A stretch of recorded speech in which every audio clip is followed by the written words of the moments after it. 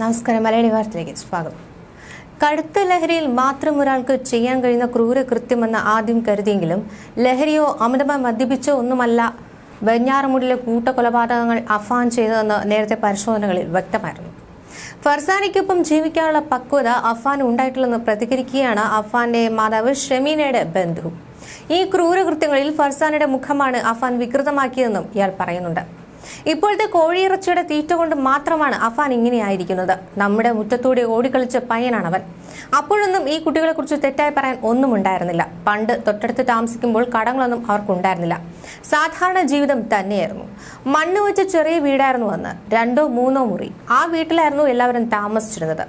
റഹീം ഗൾഫിൽ നിന്ന് സമ്പാദിച്ച പൈസയും മറ്റുമായിട്ടാണ് വസ്തു വാങ്ങി പുതിയ വീട് വെച്ചത്. അതിനുശേഷം ഇവിടെ നിന്ന് മാറിയതോടെ സാമ്പത്തിക പ്രശ്നമുണ്ടായതായി തങ്ങൾക്ക് അറിയില്ലെന്ന് ഈ ബന്ധു പറയുന്നു. ഞങ്ങൾ അങ്ങോട്ടേക്ക് പോകുമ്പോൾ റോഡ് സൈഡിൽ ഇറങ്ങി നിൽക്കുന്ന ഇവരെ കാണാം. അതിനുശേഷം ഓട്ടോ പറഞ്ഞു വിടുമോ എന്നൊക്കെ ചോദിക്കും. കാരണം എന്റെ അറിവിൽ ഇവർ വലുതായിട്ട് ബസ് യാത്ര ചെയ്തിട്ടില്ല, വണ്ടി വിളിച്ച് യാത്ര ചെയ്തു. അങ്ങനെ ചിലപ്പോൾ കടങ്ങളൊക്കെ വന്നേക്കാം. പരിമിതിക്ക് അനുസരിച്ച് ജീവിക്കാൻ ശ്രമിച്ചിട്ടില്ല. ജയിലിൽ അഫാൻ പറയുന്നുണ്ട്, പെറോട്ടയും ചിക്കനും പൊരിച്ച മീനും ഒക്കെയാണ് കഴിക്കുന്നതെന്ന്. ആവശ്യത്തിന് മാത്രമേ അവിടെ ആഹാരം ഉണ്ടാക്കാറുള്ളൂ. ഉച്ചയ്ക്കൊക്കെ പുറത്തുനിന്ന് മാത്രമാണ് ആഹാരം വാങ്ങുന്നത്. 50,000 രൂപയുടെ കടം വീട്ടാൻ അവസാനം 1 ലക്ഷം രൂപയുടെ കടം വാങ്ങേണ്ട അവസ്ഥ വരുന്നു. ആഡംബര ബൈക്കും 1 ലക്ഷം രൂപയുടെ മൊബൈൽ ഫോണൊക്കെ ഉണ്ടെന്ന് പറയുന്നു. റഹീം പറയുന്നത് പോലെ കുറച്ചു കടങ്ങളൊന്നുമല്ല, ഇവിടെ പലർക്കും കൊടുക്കാനുണ്ട്. ആരും അത് പുറത്ത് പറയുന്നില്ലെന്നേ ഉള്ളൂ. കടങ്ങൾ പലരോടും ചോദിച്ചിട്ടുമുണ്ട്, കടം വാങ്ങിയിട്ടുമുണ്ട്. മാല സഹിതം വാങ്ങിയിട്ടുണ്ടെന്നാണ് ഈ ബന്ധു പറയുന്നത്. ഇത് പലരും പുറത്ത് പറയാത്തതിന് കാരണം പറഞ്ഞാൽ അവരും ഈ കേസിൽ കോടതി കയറി ഇറങ്ങേണ്ടി വരും എന്ന് കരുതിയിട്ടാണ്. പോയത് പോട്ടെ, ഇനി ഞങ്ങളും ഈ കൊലപാതക കേസിൽ കോടതി കയറേണ്ടി വരും എന്നാണ് ആശങ്ക. അതുകൊണ്ട് റഹീമിന് ഈ കടങ്ങളെ കുറിച്ച് വലുതായി അറിയില്ല. കടമുണ്ട്, പക്ഷേ കടത്തിന്റെ പേരിൽ ഇങ്ങനെ ഒരിക്കലും കൊല്ലുമെന്ന് താൻ കരുതുന്നില്ലെന്നാണ് ഇദ്ദേഹം പറയുന്നത്. വീട് വിൽക്കാൻ ഇട്ടിരിക്കുകയായിരുന്നു എന്ന് പറയുന്നുണ്ട്. വീട് വിറ്റാലും ഈ കടങ്ങളൊക്കെ വീട്ടാൻ പറ്റുമായിരുന്നു. വീട് വെച്ച് മാറിയതിനു ശേഷമാണ് ഈ ആർഭാടം തുടങ്ങിയത്. താൻ ഷമീനയെ കുറ്റം പറയുകയുള്ളൂ. മക്കൾ കുറ്റം ചെയ്താൽ തന്റെ കുടുംബത്തിൽ ആയാലും ശരി, അമ്മമാർ പറഞ്ഞു മനസ്സിലാക്കണം. മക്കൾ 10,000 രൂപ ചോദിച്ചാൽ എവിടെ നിന്നെങ്കിലും കടം വാങ്ങി കൊടുക്കുമ്പോൾ അതൊരു എളുപ്പമാകും. പിന്നെ ചോദിച്ചിട്ട് കിട്ടാതെ വരുമ്പോൾ അമ്മയെ അടിക്കും. 10 ചോദിക്കുന്നിടത്ത് 5 കൊടുത്ത് ഇതൊക്കെ ഉള്ളൂ എന്ന് ബുദ്ധിമുട്ടുകൾ പറഞ്ഞു മനസ്സിലാക്കുമ്പോൾ പിള്ളേർ അത് പഠിക്കും, ലളിത ജീവിതം നയിക്കും. പെരുമല വീട്ടിൽ ഈ കൃത്യങ്ങൾ നടന്നിട്ട് ആരും അറിഞ്ഞില്ല. താഴത്തെ വീട്ടിലുള്ളവരും ശബ്ദം കേട്ടില്ല എന്നൊക്കെ പറയുമ്പോൾ വിശ്വസിക്കാനാകുന്നില്ല എന്നാണ് ഇദ്ദേഹം പറയുന്നത്. കഴിഞ്ഞ ദിവസങ്ങളിലൊക്കെ ഇത് സംബന്ധിച്ച് ഷമീനയും ചില വെളിപ്പെടുത്തലുകൾ നടത്തിയിരുന്നു. ബാങ്ക് ജീവനക്കാരിൽ നിന്ന് വായ്പ തിരിച്ചടയ്ക്കാൻ നിരന്തരമായ സമ്മർദ്ദമുണ്ടായെന്നാണ് ഷമി പറഞ്ഞത്. ബാങ്കിൽ 8 ലക്ഷം രൂപ വായ്പ ഉണ്ടായിരുന്നുവെന്നും 4 ലക്ഷം രൂപ റഹീം വിദേശത്തുനിന്ന് കുടുംബത്തിന് എത്തിച്ചു നൽകിയെന്നുമാണ് ഷമി പറയുന്നത്. എന്നാൽ 2 ലക്ഷം രൂപ മാത്രം ബാങ്കിൽ അടച്ചുവെന്നാണ് ഷമി പറയുന്നത്. ബാക്കി പണം എന്ത് ചെയ്തു എന്നതിനെ കുറിച്ച് ഷമിക്ക് മറുപടിയില്ല. കൊലപാതകത്തിന് ഒരാഴ്ച മുമ്പ് അബ്ദുറഹീം 60,000 രൂപ വീട്ടിലെത്തിച്ചു നൽകിയെന്നും അഫാന്റെ സുഹൃത്ത് ഫർസാനയുടെ മാല എടുത്തു നൽകാൻ 40,000 രൂപയും വീട്ടു ചെലവിന് 20,000 രൂപയുമായാണ് നൽകിയതെന്നും ഷമി വെളിപ്പെടുത്തിയിട്ടുണ്ട്. കുടുംബത്തിന്റെ കടബാധ്യത മകനെ ഏൽപ്പിച്ചിരുന്നില്ല എന്നാണ് അഫാന്റെ പിതാവ് റഹീം കഴിഞ്ഞ ദിവസം പ്രതികരിച്ചത്. താനൊന്നും അവനെ ഏൽപ്പിച്ചിരുന്നില്ല, തനിയെ ഏറ്റെടുത്ത് ചെയ്യുകയായിരുന്നു. വീട് വിറ്റതും അവൻ മുൻകൈ എടുത്താണ്. എന്തിനാണ് ഇങ്ങനെ ചെയ്തതെന്ന് തനിക്കറിയില്ലെന്നാണ് റഹീം പറയുന്നത്. ആർഭാടം ജീവിതം നയിക്കുന്നുവെന്ന് തന്നെ മാതാവിനെ നിരന്തരം കുറ്റപ്പെടുത്തിയതിനാണ് പിതൃ സഹോദരൻ ലത്തീഫിനെയും ഭാര്യയും അഫാൻ കൊലപ്പെടുത്തിയത്. ആർഭാട ജീവിതം കാരണമാണ് കടം കയറിയതെന്ന് പറഞ്ഞ് ലത്തീഫ് തന്നെയും മാതാവിനെ നിരന്തരമായി കുറ്റപ്പെടുത്തിയെന്നാണ് പ്രതി പോലീസിനോട് പറഞ്ഞിട്ടുള്ളത്. ഷമിയോട് 2,000 രൂപ വേണമെന്ന അഫാന്റെ ആവശ്യമായിരുന്നു ഈ തർക്കത്തിലും ആക്രമണത്തിലും ഒക്കെ കലാശിച്ചതെന്നായിരുന്നു ആദ്യം പറഞ്ഞത്. അഫാന്റെ പിതാവ് റഹീം സൗദിയിൽ നല്ല നിലയിൽ ജോലി ചെയ്തിരുന്ന ആളാണ്. കോവിഡ് കഴിഞ്ഞ് വരുമാനം കുറഞ്ഞെങ്കിലും കുടുംബം അതേ നിലയിലാണ് ജീവിതം തുടർന്നത്. ഇതിനായി പലരിൽ നിന്നും പണം കടം വാങ്ങിയിരുന്നുവെന്നാണ് വിവരം. പിന്നീട് അമ്മയും മകനും ഒരുമിച്ച് ബന്ധുക്കളെ ചേർത്ത് ചിട്ടി നടത്തി. പക്ഷേ ഈ ചിട്ടി ലഭിച്ച ബന്ധുക്കൾക്കും പണം നൽകാൻ കഴിയാതെ വന്നതോടെയാണ് ഈ പ്രശ്നമൊക്കെ വഷളായത്. ബന്ധുക്കൾ നിരന്തരം പണം ആവശ്യപ്പെടുകയും അധിക്ഷേപിക്കുകയും ചെയ്തുവെന്ന് അഫാൻ പറയുന്നുണ്ട്. ഇത് സഹിക്കാൻ കഴിയാതെ ഒടുവിൽ കൂട്ടക്കൊല നടത്തുകയായിരുന്നു. ദിവസവും 10,000 രൂപയോളം വിവിധ സാമ്പത്തിക ഇടപാടുകൾക്ക് നൽകേണ്ട വിധത്തിൽ കടക്കിണിയിലായിരുന്നു അഫാൻ എന്നാണ് കണ്ടെത്തൽ. പ്രതിദിന പിരിവ് അടിസ്ഥാനത്തിലായിരുന്നു വായ്പകളിൽ ഏറെ. കേസന്വേഷണത്തിൽ സാമ്പത്തിക കുറ്റം കൂടി ഉൾപ്പെടുത്തി പുതിയ കേസ് രജിസ്റ്റർ ചെയ്യാൻ പോലീസ് നടപടി തുടങ്ങിയിട്ടുണ്ട്. പ്രതി അഫാന്റെ കടബാധ്യത, കുടുംബത്തിന്റെ സാമ്പത്തിക പ്രശ്നങ്ങൾ എന്നിവ സംബന്ധിച്ച് നിലവിൽ പോലീസ് അന്വേഷണം നടത്തുകയാണ്. അഫാന്റെ കുടുംബ സാമ്പത്തിക ഇടപാട് സ്ഥാപനങ്ങളിൽ നിന്നും വ്യക്തികളിൽ നിന്നും പണം കടം വാങ്ങിയതിന്റെ വിവരങ്ങൾ പോലീസിന് ഇതിനകം ലഭിച്ചു കഴിഞ്ഞു. പലിശ ഇനത്തിൽ ഇവർ അഫാന്റെ കുടുംബത്തിൽ നിന്ന് വൻ തുക ഈടാക്കിയെന്ന വിവരത്തെ തുടർന്നാണ് പുതിയ കേസ് രജിസ്റ്റർ ചെയ്യാനുള്ള നീക്കം നടക്കുന്നത്. ഇതിനിടെ അഫാനെ സംരക്ഷിക്കുന്ന മൊഴി ആവർത്തിക്കുകയാണ് ഉമ്മ ഷെമി. കട്ടിൽ നിന്ന് വീണാണ് തനിക്ക് പരിക്കേറ്റതെന്ന മൊഴി അന്വേഷണ സംഘത്തിന് മുന്നിൽ ഷെമി ആവർത്തിച്ചു. ആശുപത്രിയിൽ നിന്നും പ്രത്യേക സംരക്ഷണ കേന്ദ്രത്തിലേക്ക് മാറ്റിയ ഷെമിയുടെ മൊഴി പോലീസ് കഴിഞ്ഞ ദിവസമാണ് രേഖപ്പെടുത്തിയത്. ഈ ഘട്ടത്തിലായിരുന്നു അഫാനെ സംരക്ഷിക്കുന്ന മൊഴി ഷെമി വീണ്ടും ആവർത്തിച്ചത്.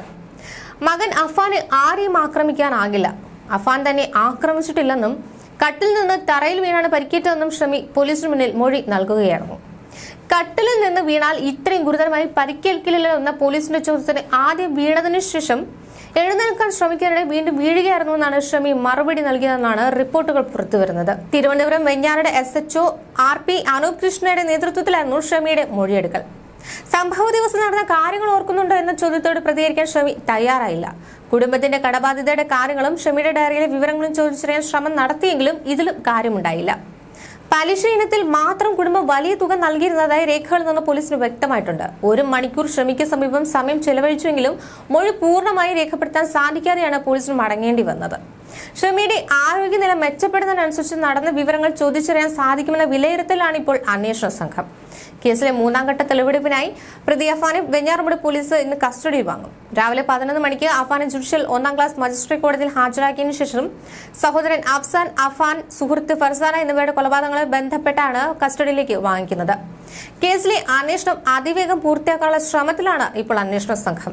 കഴിഞ്ഞ ഫെബ്രുവരി 24-നായിരുന്നു നാടിനെ നടുക്കിയ തിരുവനന്തപുരം വെഞ്ഞാറമൂട് കൂട്ടക്കൊലപാതകം നടന്നത്.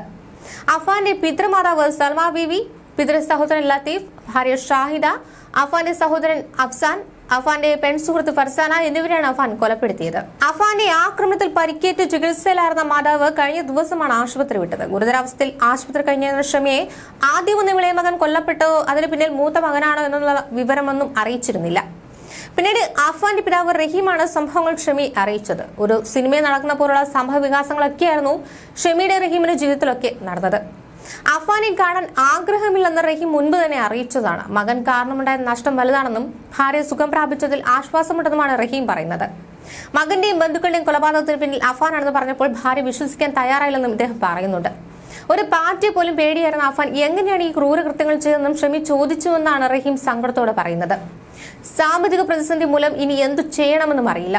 സൗദിയിൽ 2 ദിവസം ജയിലിൽ കിടന്ന ശേഷം ഒരു പൈസ പോലും ഇല്ലാതെയാണ് നാട്ടിലെത്തിയത്. ഗൾഫിലേക്ക് ഇനി തിരികെ പോകുന്നില്ല. മക്കൾക്ക് വേണ്ടിയാണ് ജീവിച്ചത്. ഇപ്പോൾ അവരില്ല. ഗൾഫിൽ 10 ലക്ഷം രൂപയുടെ ബാധ്യതയുണ്ട്. എന്റെ അറിവിൽ ഇവിടെ 10 ലക്ഷത്തിന്റെ ബാധ്യതയുണ്ട്. 60 ലക്ഷം രൂപയുടെ കടമുണ്ടെന്ന് പറയുന്നതിനെ കുറിച്ച് അറിയില്ല. ബാങ്കിലെ ബാധ്യതയുണ്ട്. ചിട്ടി നടത്തിയതുമായി ബന്ധപ്പെട്ട് സഹോദരന് ഷെമി 75,000 രൂപ കൊടുക്കാനുണ്ടായിരുന്നു. ഉമ്മയുമായി സാമ്പത്തിക ഇടപാടൊന്നും ഉണ്ടായിരുന്നില്ല. ഭാര്യ ഷെമിയും അഫാനും തട്ടത്തുമലയിലെ ബന്ധുവിൽ നിന്ന് പലിശയ്ക്ക് 5 ലക്ഷം രൂപയാണ് വാങ്ങിയത്. 5.5 ലക്ഷം രൂപ പലിശ മാത്രമായി തിരികെ നൽകി. പലിശ കൃത്യസമയത്ത് നൽകിയില്ലെങ്കിൽ വിളിച്ചു ഭീഷണിപ്പെടുത്തുമായിരുന്നു. അവരെ കൊല്ലാൻ അഫാൻ തീരുമാനിച്ചിരുന്നതായി മൊഴി നൽകിയിട്ടുണ്ട്. ഇനി അഫാനെ കാണേണ്ട. അവൻ കാരണം ഇളയ മകൻ, ഉമ്മ, ചേട്ടന്റെ ഭാര്യ എല്ലാവരും എനിക്ക് നഷ്ടമായി. അഫാനോട് ഉമ്മയ്ക്ക് വലിയ സ്നേഹമായിരുന്നു. അവൻ കാണാൻ പോകുമ്പോൾ ഉമ്മ പണം കൊടുക്കുമായിരുന്നു. എന്റെ 2 മക്കളെയും വലിയ സ്നേഹത്തോടെയാണ് ഉമ്മ വളർത്തിയത്. കൊലപാതകങ്ങൾ നടക്കുന്നതിന് മുൻപുള്ള ദിവസങ്ങളിലും അഫാനോട് സംസാരിച്ചിരുന്നു. വസ്തു വിറ്റ് ബാധ്യത തീർക്കുമെന്ന് പറഞ്ഞിരുന്നു. അതിന് പലരെയും അവൻ കൊണ്ടുവന്നിരുന്നെന്നാണ് റഹീം പറയുന്നത്. സോഷ്യൽ മീഡിയയിലൊക്കെ പല പ്രതികരണങ്ങളും പുറത്തു വരുന്നുണ്ട്. കുട്ടികൾ പറയുന്നതനുസരിച്ച് അവരെ ഭയം ജീവിക്കുന്ന ഓരോ രക്ഷിതാക്കൾക്കും ഈ സംഭവം ഒരു പാഠമായിരിക്കട്ടെ. ചെറുതിൽ തൊട്ട് കുട്ടികളുടെ ഇഷ്ടത്തിന് അവർ പറയുന്നത് പോലെ എല്ലാം ചെയ്തു കൊടുത്താൽ അവർ പ്രായമാകുമ്പോൾ അത് വിചാരിക്കുന്നത് പോലെ തന്നെ എല്ലാം നടന്നില്ലെങ്കിൽ അവരുടെ സ്വഭാവം മാറും. അവരിൽ മാനസികമായ മാറ്റങ്ങൾ സംഭവിക്കാം. അതിന് അവരെ കുറ്റം പറഞ്ഞിട്ട് ഒരു കാര്യവുമില്ല. അവരുടെ സുഖ സൗകര്യങ്ങൾ മാത്രം നോക്കി ജീവിക്കുന്ന ചില രക്ഷിതാക്കൾ നമ്മുടെ ഇടയിലുണ്ട്. അവർ അവസാനം ദുഃഖിക്കേണ്ടി വരും. എല്ലാം ആവശ്യത്തിന് മാത്രം കൺട്രോൾ ചെയ്ത് ജീവിക്കാൻ കുട്ടികളെ പഠിപ്പിക്കുവാൻ ശ്രമിക്കുക. അല്ലെങ്കിൽ ഇതുപോലെ ആർക്കും മനസ്സിലാക്കാൻ പറ്റാത്ത രീതിയിൽ കുട്ടികളുടെ ചിന്ത വഴിതെറ്റിപ്പോകുമെന്നാണ് അതിൽ ഒരു പ്രതികരണം.